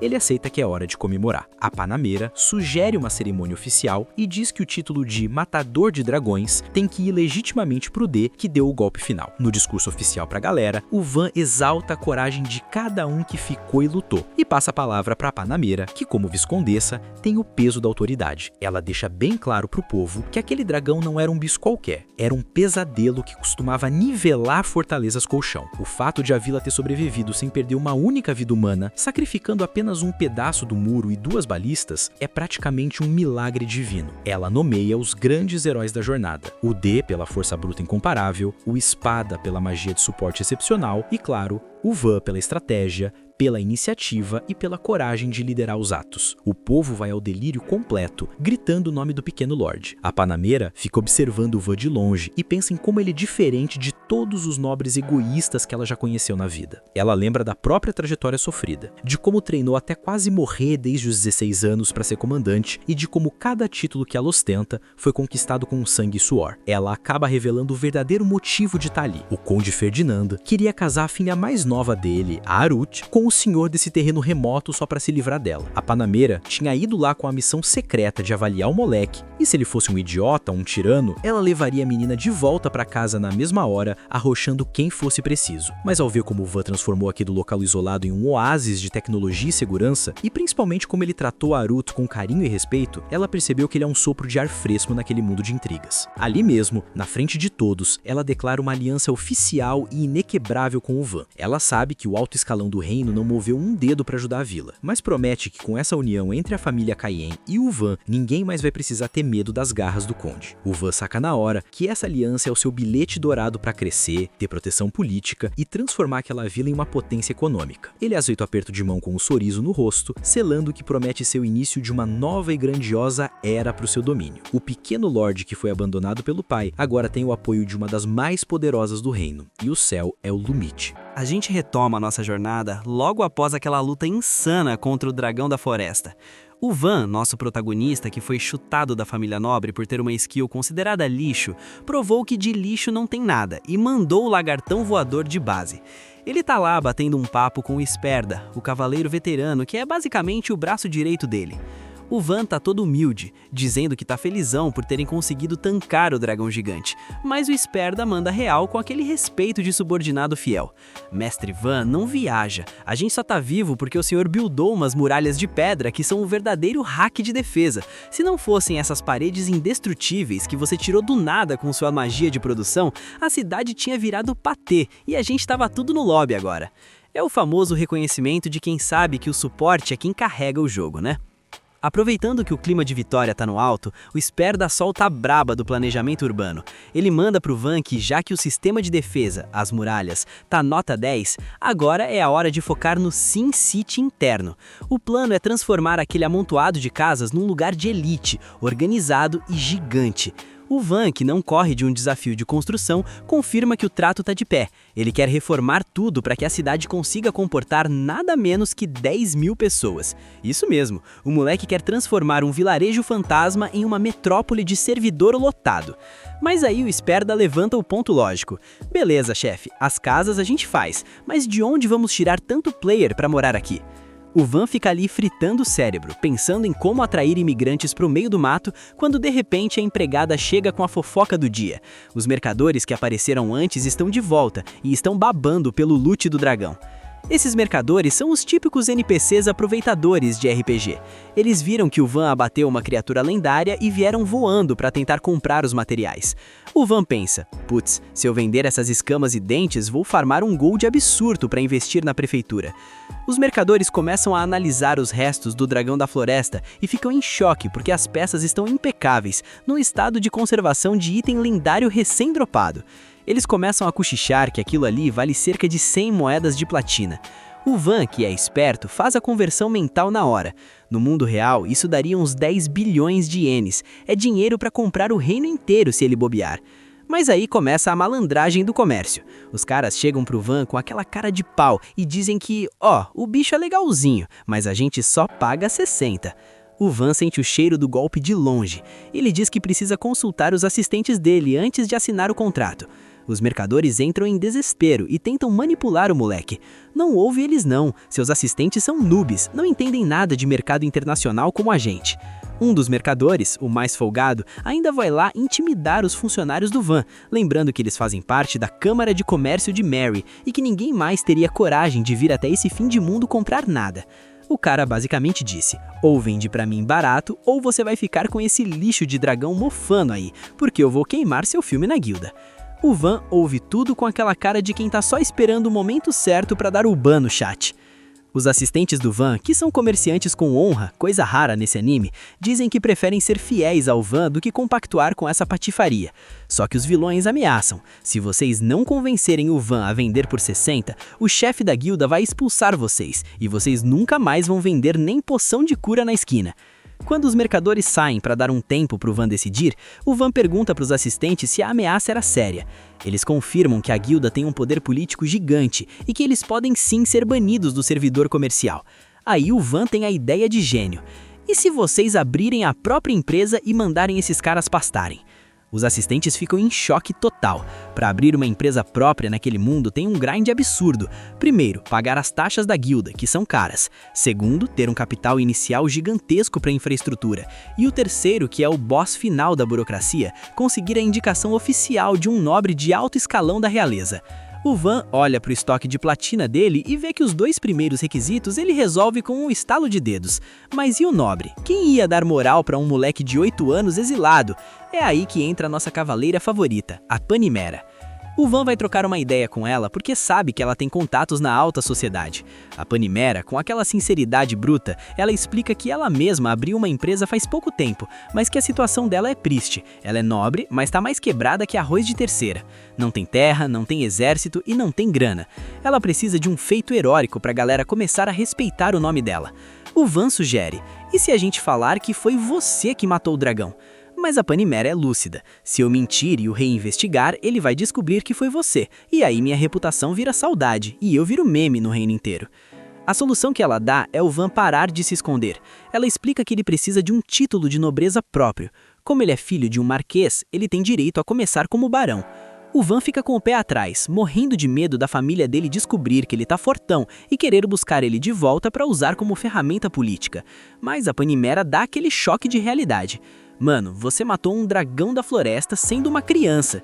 Isso é um feito de nível SS. Aproveita esse hype pra pegar seu título de barão logo. Se aparecerem inimigos ou invejosos querendo seu cargo, a gente simplesmente amassa eles na porrada. Ela é do tipo que resolve tudo no PVP, uma verdadeira psicopata das batalhas, e o Van até fica com um pouco de medo da energia dela. A Panimera pergunta se o Van não vai ficar triste por ela roubar um pouco da atenção, mas ela deixa claro que tá ali pra dar suporte e não pra tirar vantagem. Com o plano traçado, o Van volta pros mercadores pilantras. Ele avisa que agora os assistentes dele têm o apoio da nobreza, a Panimera, e que eles vão abrir a própria loja. Os mercadores golpistas perdem o chão. Sem saída, eles acabam aceitando pagar o preço justo de 130 moedas de platina pelo loot do dragão, porque sabem que perderam a exclusividade. Só que, para se vingarem, os outros mercadores fogem com as carruagens, deixando os assistentes do Van a pé no meio do mato com toneladas de materiais de dragão. Não se preocupem, diz o Van, ativando o modo construtor criativo. Ele cria uma carruagem do zero com um design aerodinâmico e resistente, usando sua magia de produção. A Panimera, para completar o combo, empresta seu cavalo de guerra pessoal, um bicho que parece ter vindo direto de um pesadelo de tão forte. Enquanto os mercadores vilões estão lá na frente, rindo e achando que deixaram o van na mão, eles olham para o retrovisor e veem uma cortina de poeira. A carruagem do van passa por eles num drift insano, correndo mais que carro de Fórmula 1. Os caras ficam sem entender nada. Como que aquele pônei tá correndo tanto? Que hack de velocidade é esse? Corta pra capital. A Panimera chega diante do rei. Todo mundo acha que ela vai pedir um aumento ou uma medalha, mas ela surpreende e pede um título de nobreza para um certo jovem. O rei, que não é bobo nem nada, pergunta: o que esse guri fez para merecer ser barão? Eva solta a bomba. Ele governa um vilarejo isolado e matou um dragão da floresta sozinho. O silêncio no salão foi ensurdecedor. O rei pergunta se ele é um gênio da magia elemental ou um espadachim prodígio, e a Panimera solta a pérola. Não, majestade. Ele usa magia de produção, quando ela revela que o prodígio é o filho do Marquês Verte, nosso Van, e que ele só tem 8 anos. O rei quase tem um treco. Ela conta toda a lore do Van. Como ele chegou numa terra devastada, limpou os bandidos do mapa, construiu defesas impenetráveis e abateu a maior ameaça da região sem sofrer uma única baixa. Para fechar com chave de ouro, ela mostra a prova física, um dente de dragão gigante. O rei fica fascinado e diz que quer muito conhecer esse monstrinho de engenharia. A Panimera sai de lá com o documento oficial e já sai gritando para a cidade inteira: o Van agora é barão, pode avisar. A fofoca se espalha mais rápido que fogo em palha seca e todo mundo fica se perguntando quem é esse moleque lendário. De volta ao vilarejo, o Van agora é oficialmente o Barão Van. Ele não perde tempo e começa a expandir a cidade real. Ele constrói torres de observação altíssimas para monitorar qualquer ameaça, garantindo que o Fog of War da região seja zero. Depois de tanto trabalho, bate aquela fome de leão. A empregada sugere um lanche no topo da torre para apreciar a vista. Eles sobem lá e ficam admirando o progresso. A cidade está ficando linda, organizada e segura. O Esperda até sugere mudar o nome do lugar, já que Vilarejo do Van parece nome de servidor de Minecraft de criança. O Van fica meio ofendido, mas no fundo ele sabe que o lugar virou algo muito maior. A cereja do bolo é quando a empregada serve uns doces finos. O Van pergunta de onde veio o açúcar e os ingredientes raros, e ela explica que a nova loja dos assistentes, aqueles que o Van ajudou, já está funcionando e importando comida de luxo. A cidade está começando a ter economia própria, galera. É o capitalismo funcionando no Isekai. Só que a diversão é interrompida quando um grupo de pessoas maltrapilhadas aparece no portão. O Van e o Esperda vão lá conferir e descobrem que são antigos moradores do lugar, de Ciazo, o nome original antes do Van chegar. Essas pessoas contam uma história triste. Elas fugiram porque os impostos do antigo Lorde eram abusivos e não tinha emprego. Mas agora, ouvindo os boatos de que um Lorde otimista transformou o lugar num paraíso, eles decidiram voltar. O Van percebe que só tem idosos e mulheres, e pergunta dos jovens, e a resposta é de quebrar o coração. A realeza levou todos os jovens para servirem como bucha de canhão nas guerras. O Van, que é o herói que a gente respeita, não pensa duas vezes e acolhe todo mundo. Quantos vocês são? Temos 300 pessoas vindo aí, senhor. O Van abre um sorriso de orelha a orelha. Mais 300 cidadãos para o reino dele. Ele já planeja construir casas de alto padrão para cada família. Os refugiados dizem que não tem nada a oferecer além das suas vacas. E o Van quase explode de alegria. Vacas significam leite, queijo, manteiga e, claro, um bom bife. Ele envia escoltas armadas para buscar o resto do pessoal em segurança. Quando os 300 novos moradores chegam, o Van organiza a maior festa que aquela terra já viu. Churrasco liberado, bolo da empregada para todo mundo e promessa de emprego digno nas lojas e na expansão da cidade. As moradas choram de emoção, agradecendo ao pequeno barão por dar uma segunda chance para eles. A cidade de Ciazo é oficialmente a fortaleza mais forte e o Van tá só começando a buildar o império dele. O Van tava lá, todo feliz da vida, mas na primeira tentativa de dar uma escapada, o Esparta já brotou do chão avisando que era hora de estudar. Sorte que o Van foi salvo pelo Gongo, ou melhor, pelo grupo do Orzo, que voltou da caçada bem na hora. Só que a galera chegou com aquela cara de enterro, pedindo desculpas pro Van. O motivo? No meio da caçada, eles acabaram achando a entrada de uma dungeon, ou seja, exatamente o que o Van queria evitar para não chamar atenção. O Esparta, que não brinca em serviço, já lembrou que agora o protocolo é claro, tem que avisar a capital imediatamente. O Van sacou na hora que assim que a notícia espalhar, a cidade vai lotar de aventureiros e o pai dele vai acabar descobrindo o quanto aquele lugar progrediu. O Orzo e os outros estavam se sentindo mal, mas o Van mandou um "já era, tá feito", e disse para não esquentarem a cabeça. Ele avisou o Sara que ele seria o mensageiro, já que é o explorador do grupo e foi quem tecnicamente descobriu a parada. O Sara ficou meio, como ele sabe disso? Mas o Orzo sugeriu que seria melhor ir junto. O Van, porém, queria que eles ficassem patrulhando os arredores da dungeon e ofereceu uma moeda de ouro grande como recompensa. E como o dinheiro fala mais alto que a amizade, o Orzo deu tchau pro Sara e desejou boa viagem. Mas o Van, batendo aquele pingo de dó do Sara, deu para ele uma espada de mitrilo. O Orzo, vendo o brilho da arma, na hora quis trocar de lugar, mas o Sara já saiu todo faceiro com o brinquedo novo. No caminho para a capital, o Sara estava lá, namorando a espada e achando que a viagem ia ser um passeio. Só que do nada, ele dá de cara com um grupo de orcos atacando uma carruagem. Era a chance perfeita de testar o aço. Ele derrotou todo mundo sem suar a camisa. Quando a poeira baixou, uma garota saiu da carruagem para agradecer, se apresentando como Flamília. Ela perguntou o nome dele e o Sara mandou um "sou só um aventureiro de Poconta", mas ela duvidou legal. Com aqueles movimentos de mestre, ele só podia ser alguém famoso. O Sara ficou todo sem jeito. A Flamília disse que ia a pé até a capital, mas como o destino era o mesmo, o Sara ofereceu uma carona no cavalo. Ela tentou recusar, mas ele nem quis saber. Pegou ela no colo, montou no bicho e ainda mandou a cantada de que o cavalo estava bem mais feliz de carregar ela do que ele.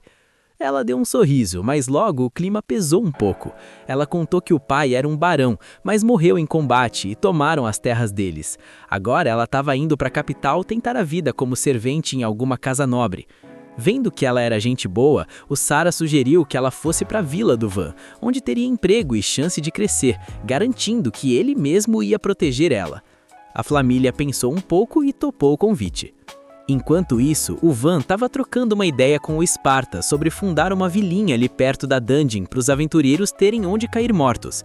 O Sparta concordou, mas avisou que ia precisar de um magistrado para botar ordem na casa. O Van logo jogou no colo dele. "Não quer ser meu magistrado?" Ele aceitou de boas, mas lembrou que iam precisar de uma nova ordem de cavaleiros também.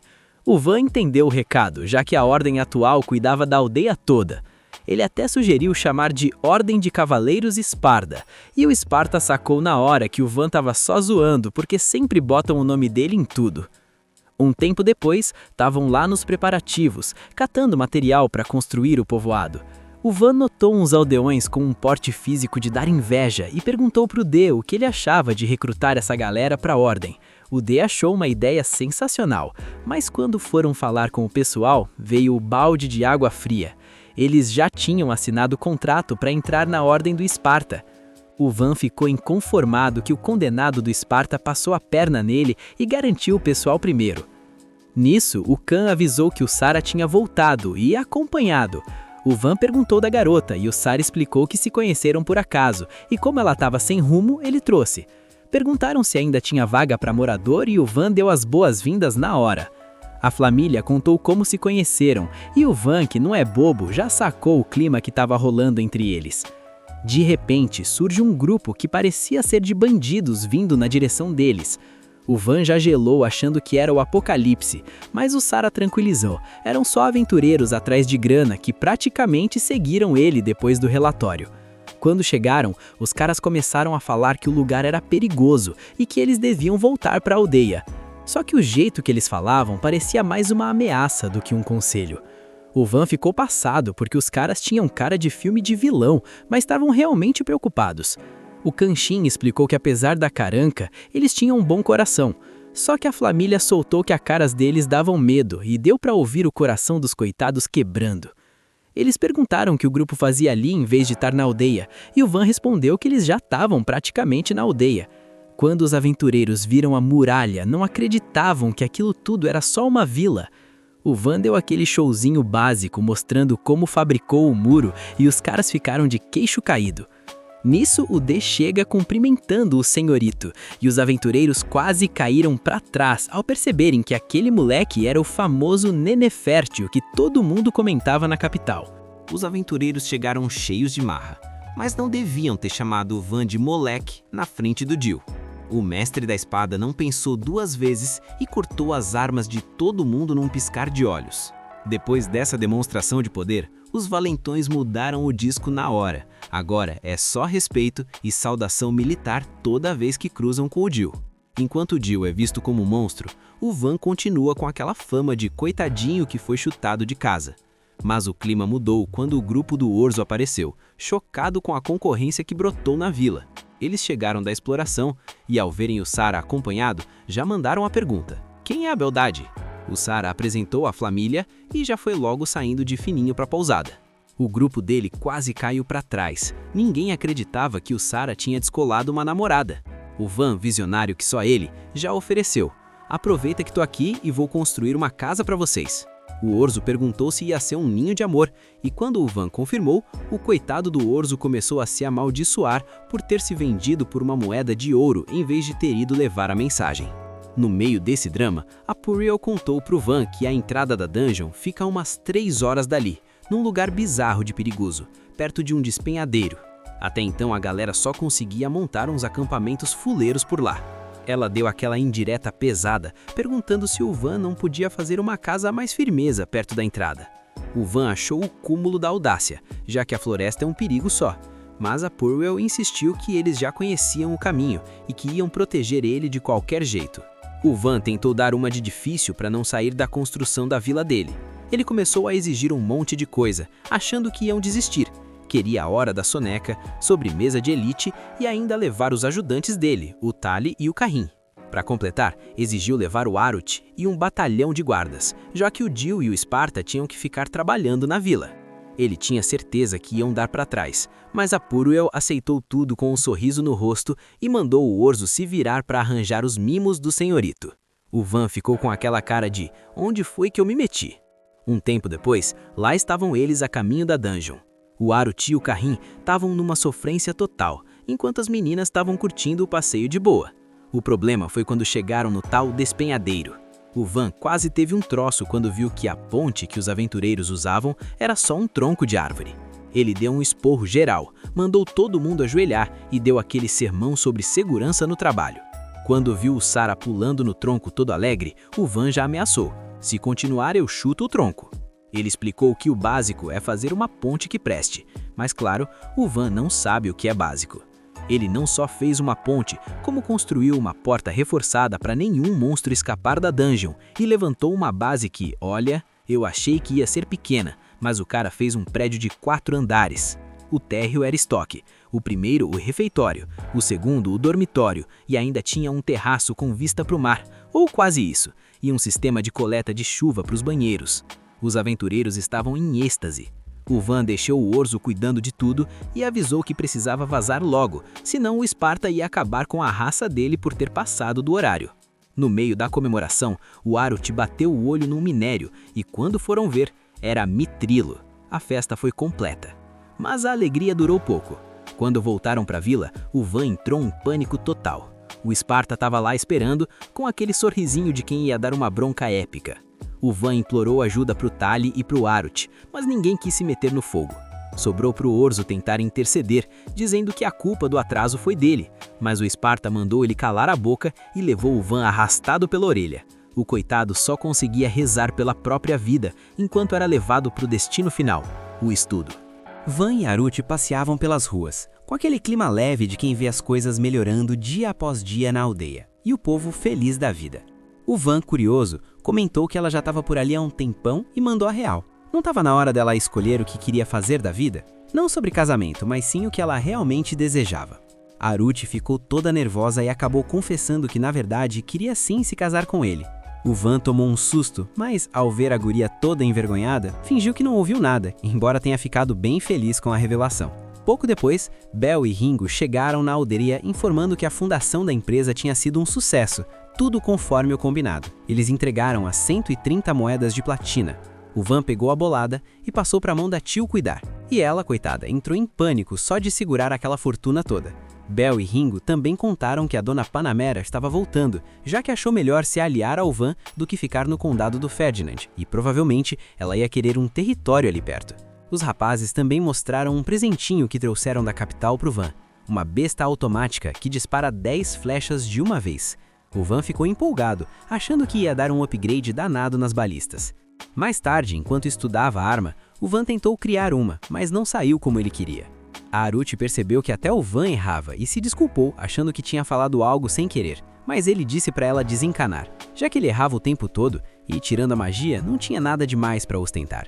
A Aruti logo discordou, lembrando do talento dele para estudos e esgrima, mas o Van rebateu dizendo que ela também podia superá-lo se tivesse um mestre ranzinza e um capitão da guarda fera, igual ele teve.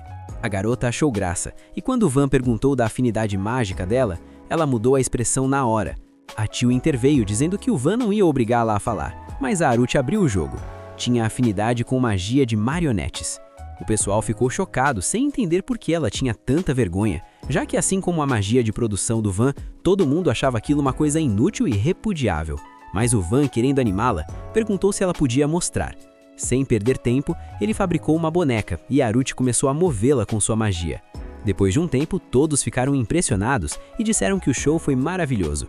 O Dino sugeriu que o Van fizesse uma boneca bem bonita para ela usar com a magia, porque os aldeões iam adorar o espetáculo. A Aruti achou a ideia interessante, mas ficou com medo de mostrar, pois sabia que a magia dela era mal vista.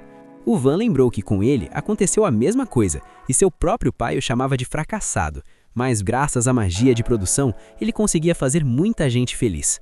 Ele deu a letra. Ela também conseguiria fazer o mesmo. Comovida, a Aruti confessou que viveu achando que não valia nada, mas se ele acreditava nela, ia dar o seu melhor.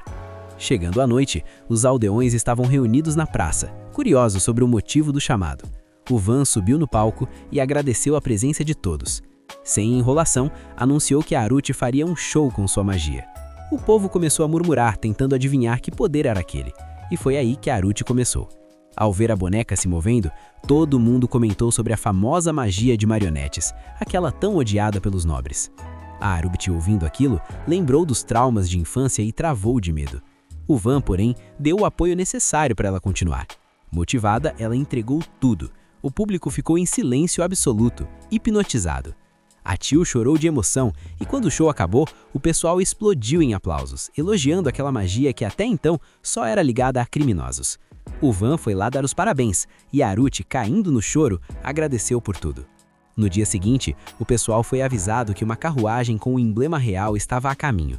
O Van e os meninos saíram para receber a visita, e lá estava Panamera. Ela logo percebeu a mudança radical na Aruti e perguntou o que o Van tinha aprontado. Ele disse na humildade que só se aproximaram um pouco e ele mostrou o potencial da magia dela. A Panamera brincou que ele era um conquistador, mas o clima mudou quando o rei apareceu. O Dino avisou o Van que ele seria oficializado como barão, então teria que trazer benefícios para o país. Além disso, o rei sabia da masmorra e queria uma investigação imediata, avisando que não toleraria mentiras. O Van garantiu que cumpriria tudo. O Dino também falou do dragão, algo surpreendente. O Aperta então explicou que o caso era tão inusitado que o próprio rei teve que conferir. O Van respondeu que não tinha problema, só pediu que eles tivessem paciência e mente aberta, porque seria difícil acreditar, mas ele se esforçaria para provar. O Dino achou a ideia interessante e, sem perder tempo, o grupo seguiu para dar aquela olhada geral na aldeia. Lá no alto da torre, o Van mostrou o arsenal. O Aperta, meio cético, soltou que as balistas eram úteis contra alvos grandes, mas duvidava que fossem tão práticas assim no dia a dia. O Van, nem aí para o ceticismo, pediu uma demonstração. Ordenou que o Caninha apacasse a floresta e deixou o rei e o Aperta de queixo caído. Destruir tudo, sem precisar de magos ou arqueiros de elite, foi um feito e tanto. Aí, curiosos, eles perguntaram sobre aquelas muralhas em formato de estrela. O Van explicou o básico. Como tem várias faces, dá para atacar de todos os lados. O Dino e o Aperta logo sacaram que levar uma chuva de flechas ali seria um pesadelo. A Panamera até comentou que era a defesa perfeita, só faltava resolver os ataques aéreos. O Van, na calma, respondeu que já tinha uns protótipos para isso, mas precisava testar no campo de batalha. O Aperta, desconfiado, perguntou se era ele mesmo quem fabricava tudo, e o Van confirmou na maior naturalidade. O Dino, sempre com o pé atrás, avisou que não tolerava mentiras, mas o Van manteve a postura.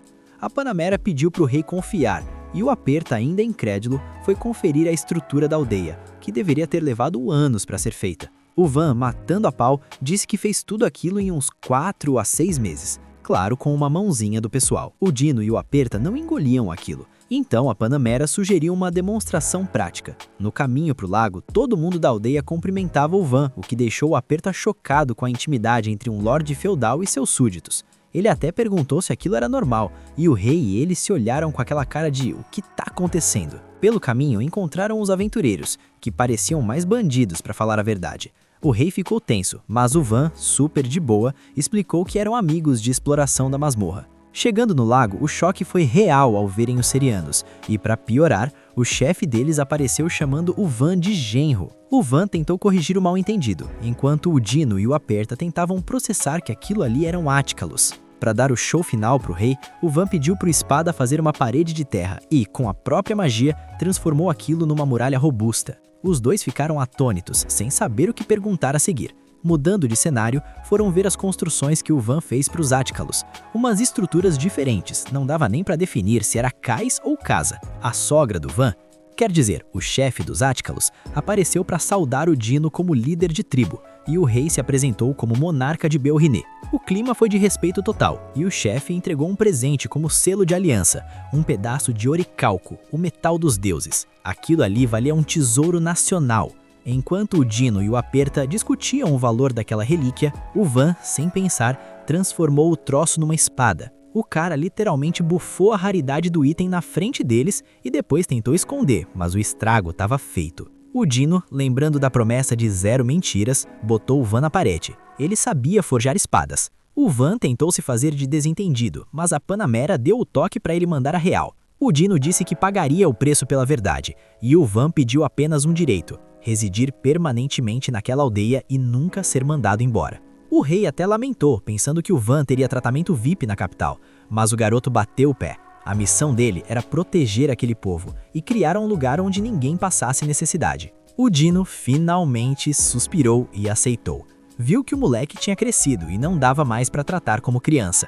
Na volta para a aldeia, o Dino avisou que precisava vazar logo para a capital, então iam direto para a masmorra.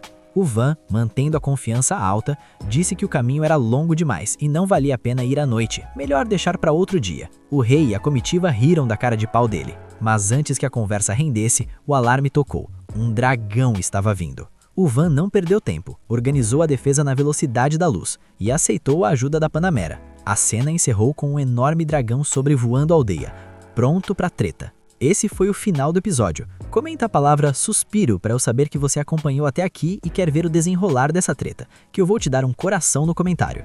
Se inscreve e ativa o sininho para não perder o próximo capítulo, porque o hype tá só começando.